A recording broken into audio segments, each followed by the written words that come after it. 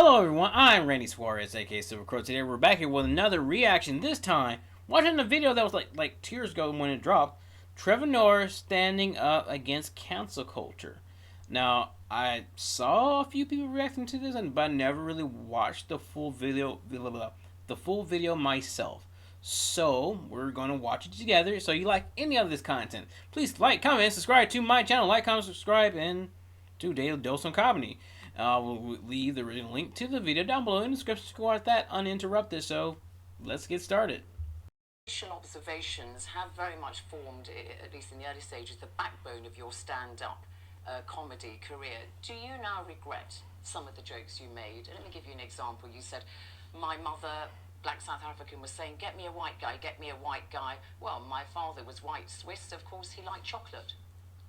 That sounds funny to me, even when you say it. That sounded really funny.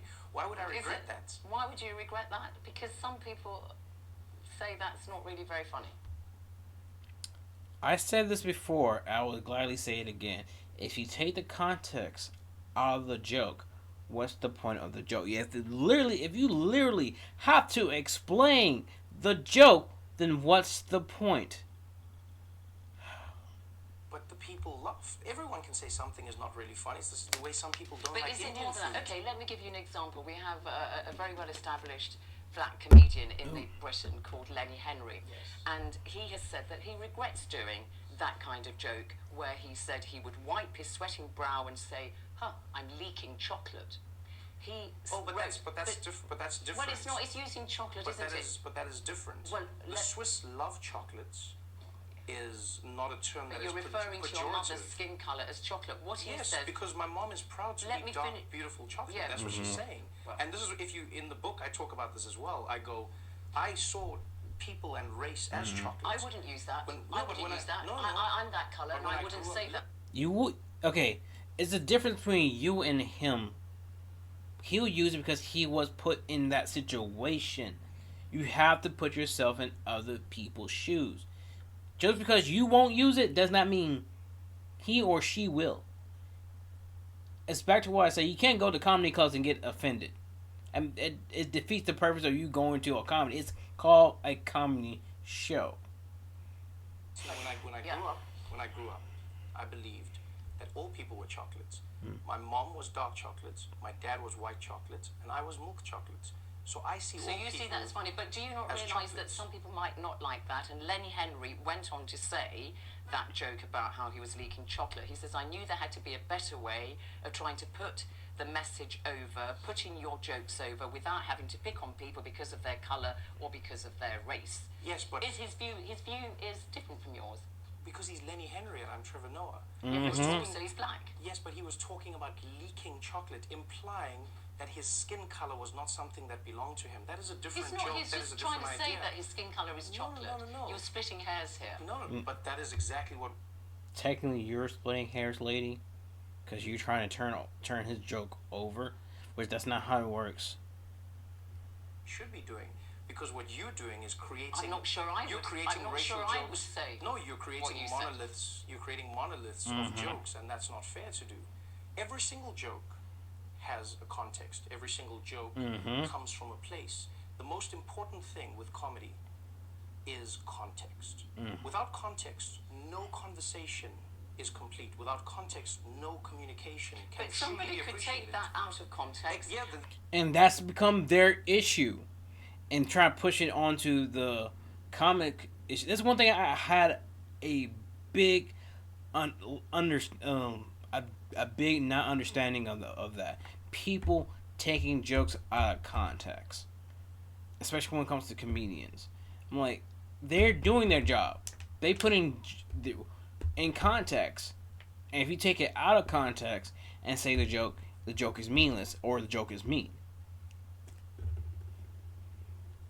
So I'm putting it to you then. Are you not, given what Lenny Henry said, are you not guilty perhaps with some of your routines or a joke like that, reinforcing prejudices and promoting stereotypes in the minds of people who may be inclined to think like that, and then they'll think, oh, Trevor Noah says his mother's chocolate, I'm going to go around saying that to my black friends, and they might take offence. You could be reinforced. I literally said to people, I'm half black, Hispanic, aka also basically I'm half Mexican.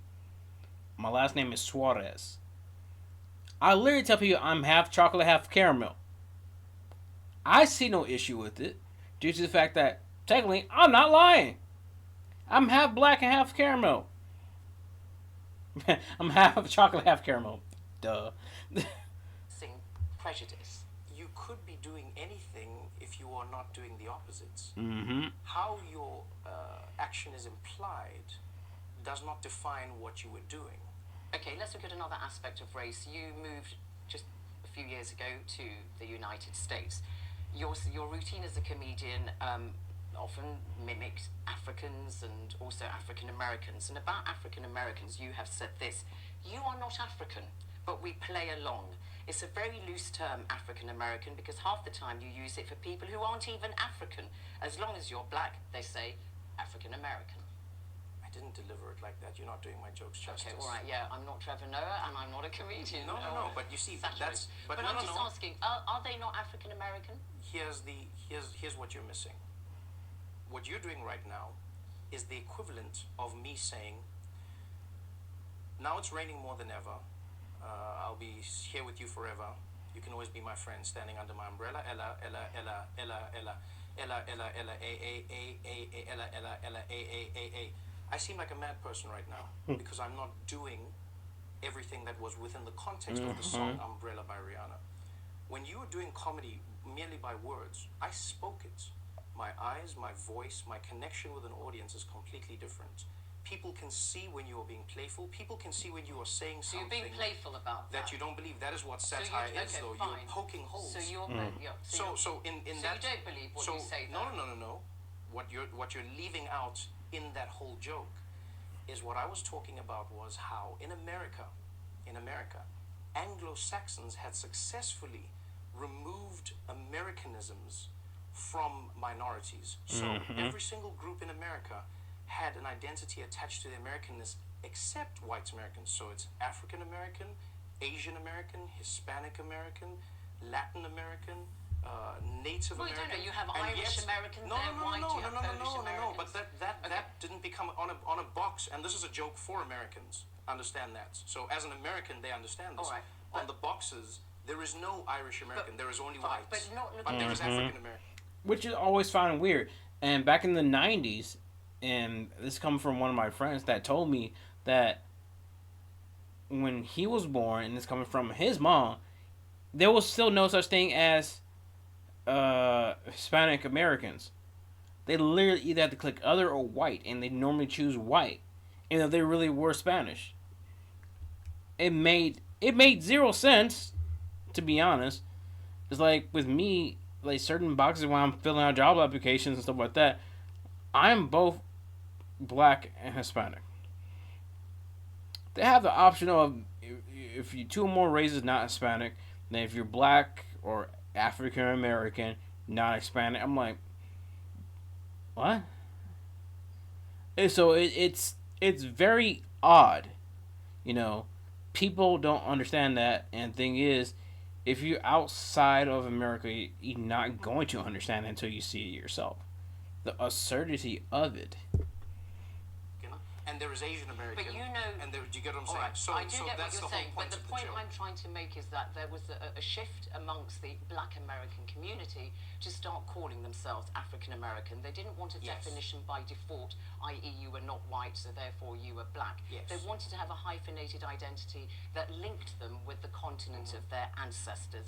And therefore, when you say, oh, they're not really African, they're playing along, you cannot disconnect what you say from this debate that's really, captured the imagination of the African American, Black American Yes. community.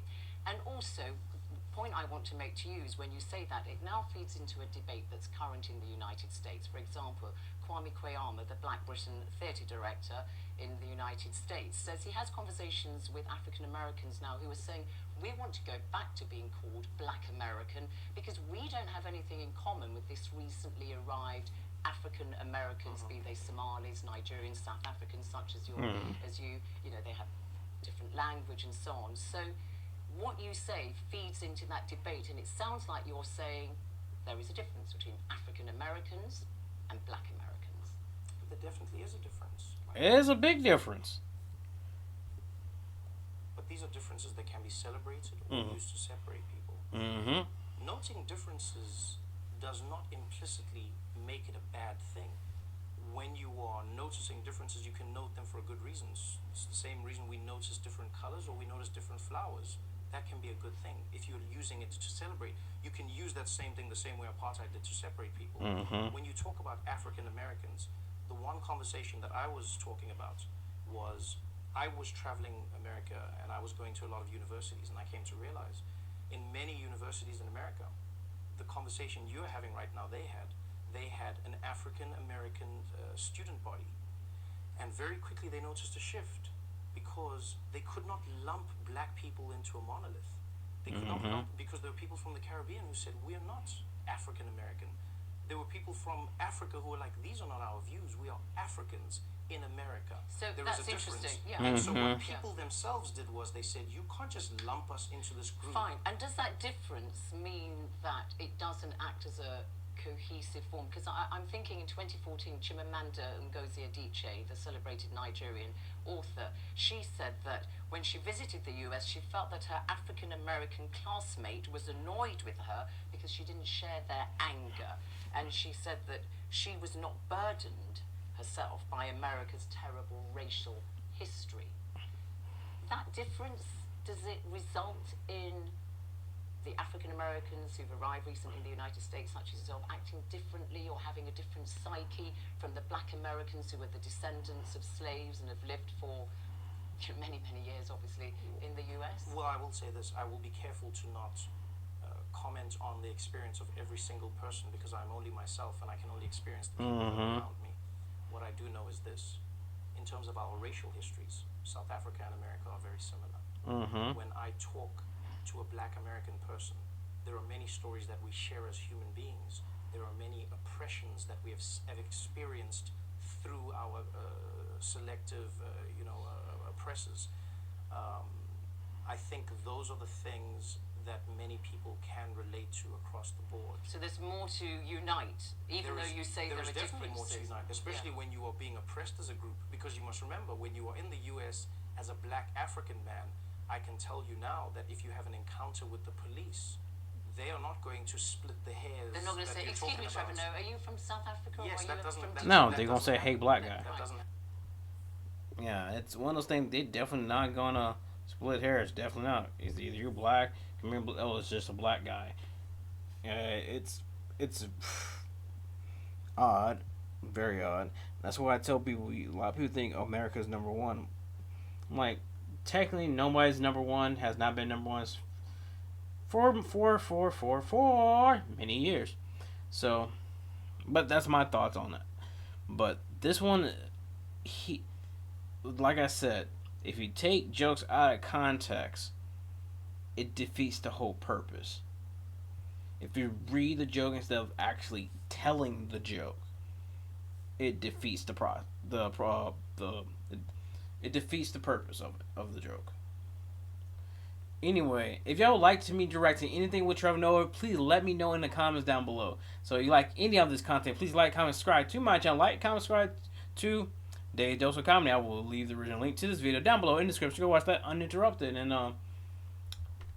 is it weird that they didn't have that option in the 90s? Let me know in the comments. Until next time, peace out. Kakui.